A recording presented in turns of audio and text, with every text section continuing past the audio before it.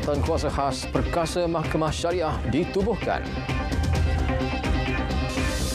Penduduk terjejas banjir di Terengganu meningkat.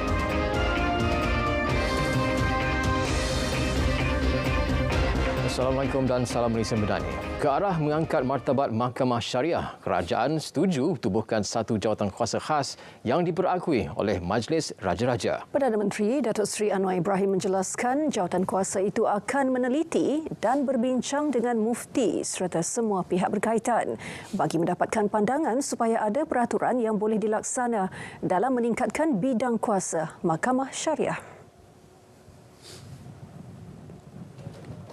Tanggungjawab kerajaan yang telah kita umumkan ialah menubuhkan jawatankuasa untuk meneliti aspek-aspek meningkatkan bidang kuasa syariah yang tentunya tidak mahu menyinggung atau menyentuh atau memaksa golongan bukan Islam. Tapi nama-nama yang ada sekarang memang ada dan diperkenan, dan saya rasa lebih baik diteruskan segera dan tentunya mesti merujuk. Maknanya proses jawatankuasa ini mesti kaedahnya membincang dengan kerajaan-kerajaan negeri atau malih-malih agama Islam negeri sebelum dimuktamadkan.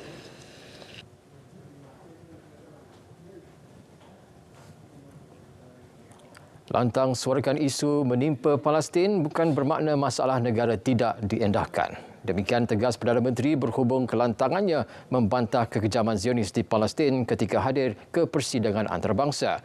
Selain memenuhi undangan, Datuk Seri Anwar Ibrahim melihat ia sebagai kesempatan untuk membangkitkan isu itu yang bersifat kemanusiaan dan bukan hanya bersifat agama semata-mata.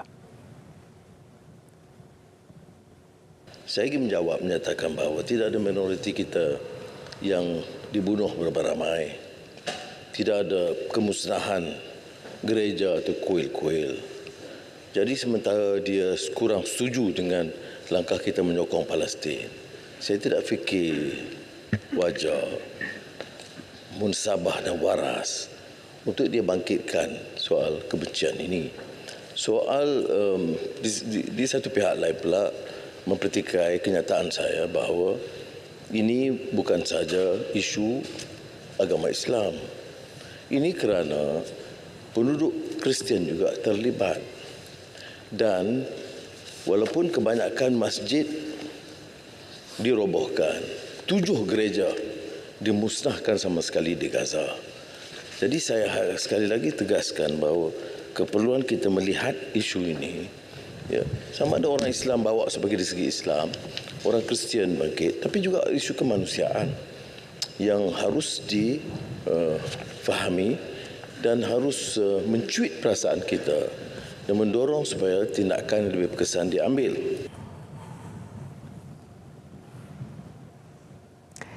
Dalam pada itu, Malaysia muktamad sertai jawatankuasa peringkat menteri yang dilantik untuk merangka tindakan antarabangsa bagi menamatkan perang Israel ke atas Gaza. Jawatankuasa yang disertai 10 negara utama Pertubuhan Kerjasama Islam OIC itu antara perkara yang dipersetujui pada sidang kemuncak tergempa di Riyadh minggu lalu. Gencatan senjata serta-merta dan bantuan rawatan terhadap rakyat Palestin khususnya bayi juga antara perkara yang dipersetujui menerusi sidang itu. Menyegerakan keputusan untuk menghentikan serangan ke atas Gaza yang belum berhasil sampai sekarang. Ada cadangan dan sekarang dibangkitkan oleh beberapa tokoh negara Eropah meminta Mesir, Jordan dan negara jiran mengambil pelarian Palestin. Itu tidak dipersetujui oleh semua negara Islam. Kerana ini hanya memberikan ruang kepada Israel untuk terus menceroboh dan menakluki Gaza. Yang dilakukan oleh Emirat Arab Bersatu adalah mengambil yang sakit parah, terutama bayi dan anak-anak kecil untuk rawatan di Abu Dhabi atau di Dubai. Sementara itu, Perdana Menteri beri jaminan ketegasan dalam suarakan isu penindasan terhadap Palestin tidak jejas hubungan sedia ada maupun baharu dengan negara lain. Buktinya, Malaysia raih 63.02 bilion ringgit komitmen pelaburan langsung asing dari Amerika Syarikat. Pelaburan yang komitmen keseluruhannya adalah 63.02 bilion ringgit. Ini penting kerana ada yang melahirkan kebimbangan bahawa sikap tegas kita berdepan dengan Amerika Syarikat dan beberapa negara Eropah itu akan menjejaskan kedudukan ekonomi. Tentulah tanggungjawab kita memantau terus, tapi setakat ini saya ingin memberikan penjelasan dan jaminan bahawa menemui beberapa pelabur utama Amerika Syarikat, nampaknya keutamaan masih diberikan berdasarkan politik yang stabil, dasar ekonomi yang jelas dan kaedah mempercepatkan proses kelulusan yang sekarang dikendali oleh MAIDA. Situasi banjir di Terengganu, penduduk dipindahkan ke pusat pemindahan sementara catat peningkatan dengan 5 daerah terjejas. Perinciannya kita terus sahaja bersama Siti Jamilah Hanim Jamil di Kuala Terengganu. Teruskan Jamilah. Otto dan Hazel, terima kasih. Assalamualaikum, salam Malaysia Madani. Perkembangan terkini banjir di Terengganu. Penduduk jas banjir di Terengganu terus menunjukkan peningkatan, iaitu setakat 8 malam tadi, 3,917 penduduk jas banjir berada di 5 buah daerah, iaitu di 28 buah PPS di seluruh di 5 daerah berkenaan, melibatkan 1,029 keluarga. Dan daerah Kuala Nerus terus mencatatkan peningkatan di mana 1,426 penduduk berada di 12 PPS yang telah ditempatkan, diikuti daerah Kuala Terengganu 1,053 penduduk di 5 PPS. Marang 926 juga terus menunjukkan peningkatan. Besut juga daerah yang terbaru yang dilanda banjir merekodkan 504 penduduk di 4 buah PPS, manakala Setiu 8 penduduk yang berada di sebuah PPS. Dan untuk makluman juga, sebenarnya ketika ini hujan di beberapa buah daerah terlibat sebenarnya membantu peningkatan jumlah penduduk jas banjir yang dipindahkan setakat 8 malam tadi.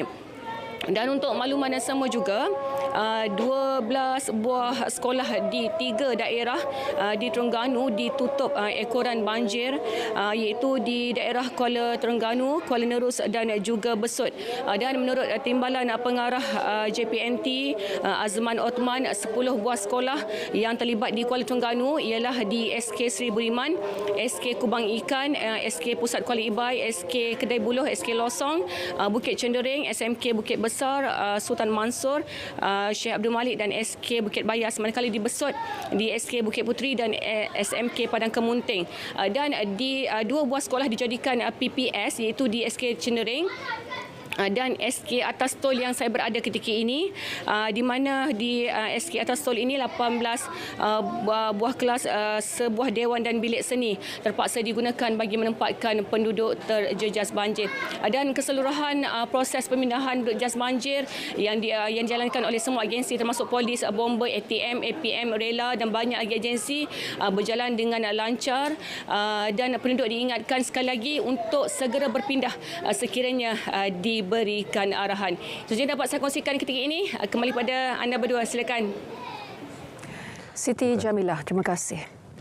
Dan Kelantan pula 3 pusat pemindahan sementara telah dibuka setakat pukul 6 petang tadi. Ia membabitkan 178 penduduk daripada 46 keluarga. Perkara itu disahkan Ketua Polis Kelantan, Datuk Muhammad Zaki Harun, menerusi satu kenyataan. Jelas beliau, secara keseluruhan keadaan cuaca hujan di semua daerah dan trend paras air sungai berada pada paras normal, kecuali paras air di Sungai Semerak Jambatan Melo Bacok yang berada pada tahap waspada, iaitu 7.9 meter.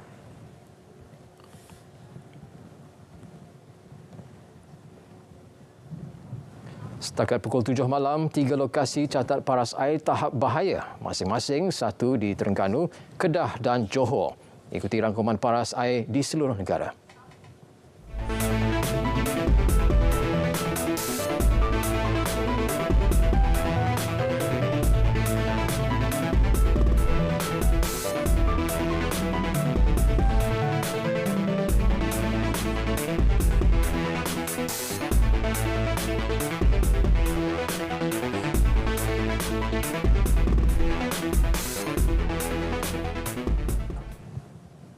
Dan seterusnya kita ikuti pula ramalan cuaca untuk esok.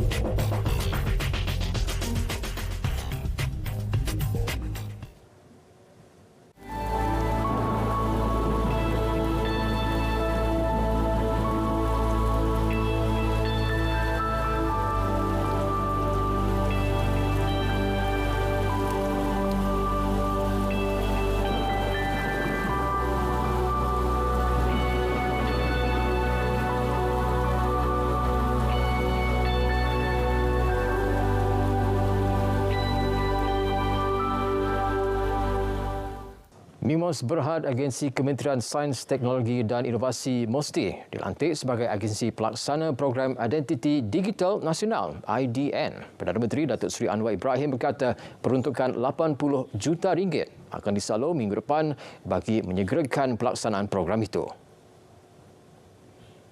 IDN atau Digital ID dilihat mampu meningkatkan keupayaan transformasi digital selaras pendekatan negara madani. Kita agak ketinggalan dalam beberapa bidang, padahal kita ada keupayaan, ada kemahiran, ada kepakaran. Jadi ada keperluan segera, memang ada peruntukan untuk maksud tersebut yang telah diluluskan untuk Kementerian Dalam Negeri. Tapi untuk mempercepatkan proses itu, kita segerakan dan minta program pelaksanaan itu diawalkan. Ya. Dan saya mendapat jaminan bahawa ia dapat disegerakan dalam tempoh 3 bulan dari sekarang.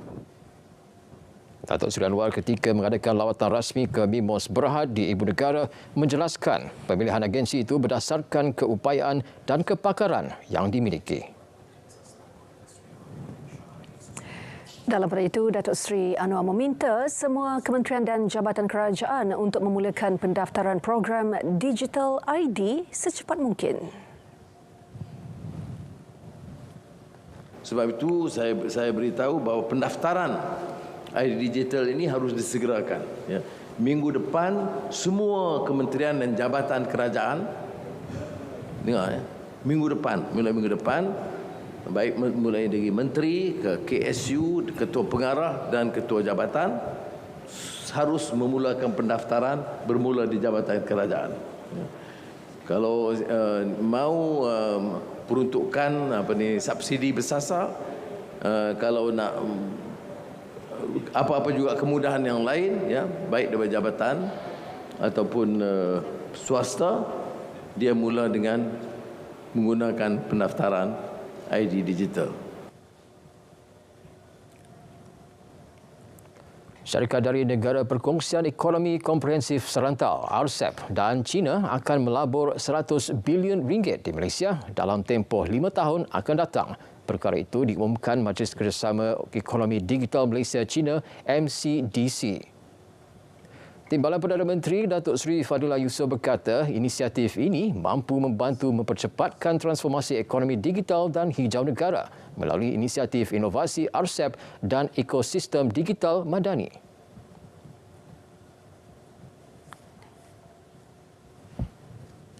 Sebab itulah saya kira konferens ini amat penting untuk kita hubung jalinkan bukan saja di kalangan rakyat pemain industri Malaysia tapi juga adanya sumbangan dan kerjasama dengan pihak dari China dengan pelaburan investment yang ada.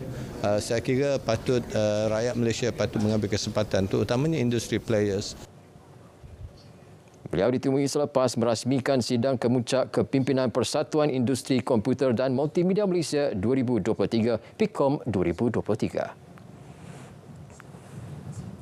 Meskipun kepesatan teknologi internet menjadi antara cabaran utama kepada fungsi televisyen, peranannya masih relevan sebagai sumber informasi utama.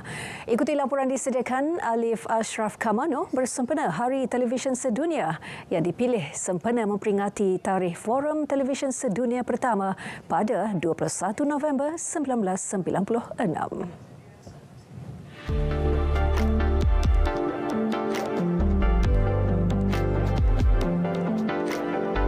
28 Disember 1963 merupakan tarikh di mana televisyen diperkenalkan di Malaysia dengan saluran tunggal yang dikenali sebagai rangkaian pertama disiarkan secara hitam putih. Kepentingan televisyen kepada masyarakat dalam menyebarkan maklumat terkini sama ada dari dalam negara maupun luar negara masih lagi diperlukan. Ketua Pengarah Penyiaran Datuk Suhaimi Sulaiman optimis televisyen akan terus kekal relevan seandainya pembaharuan lebih kreatif dilakukan secara terus-menerus mengikut kehendak dan perubahan semasa. TV itu tidak akan hilang dengan adanya platform-platform baru kerana di RTM sendiri kita menggunakan platform-platform baru ini untuk mengukuhkan jenama televisyen kita. Kalau kita tahu bagaimana untuk memenuhi cita rasa mereka, TV itu akan terus hidup malah beribu-ribu tahun mungkin akan datang sekiranya kita pandai mengolah kandungan untuk penonton. Datuk Harjit Singh Hala menyifatkan sumber dan informasi yang disampaikan di televisyen lebih bersifat benar dan sahih. Masyarakat masih memerlukan fakta dalam kehidupan mereka. Kita ambil contoh berita. Tidak kisah bagaimana cara sekalipun kita sampaikan berita, kita perlu kembali kepada asas kewartawanan yang mana berita disiarkan mesti tepat dan mendapat pengesahan. Sementara itu, Ketua Pusat Pengajian Media Massa Fakulti Komunikasi dan Pengajian Media Universiti Teknologi Marayu ITM, Ahmad Farami Abdul Karim berkata, televisyen berperanan mendidik rakyat dalam pelbagai golongan usia. Televisyen berperanan penting dalam kehidupan masyarakat kontemporari. Melalui televisyen, penyiaran awam seperti RTM menyebar maklumat, mendidik dan menghibur masyarakat. Televisyen juga wadah penting bagi menjelaskan dasar-dasar semasa, membantu capai visi negara, menyiarkan kandungan untuk golongan minoriti. Televisyen nyata masih relevan biarpun terpaksa bersaing hebat di arus pemodenan teknologi. Televisyen jelas menjadi pilihan utama dalam mendapatkan informasi yang sahih. Sejak dari kewujudannya, televisyen masih relevan dalam menyediakan platform khususnya buat rakyat Malaysia dalam mendapatkan sumber dan informasi semasa. Selamat Hari Televisyen Sedunia, Alif Ashraf Kamanur untuk RTM. Saya mengambil kesempatan ini untuk mengucapkan Selamat Hari Televisyen Sedunia untuk tahun 2023. Teruskan menonton RTM.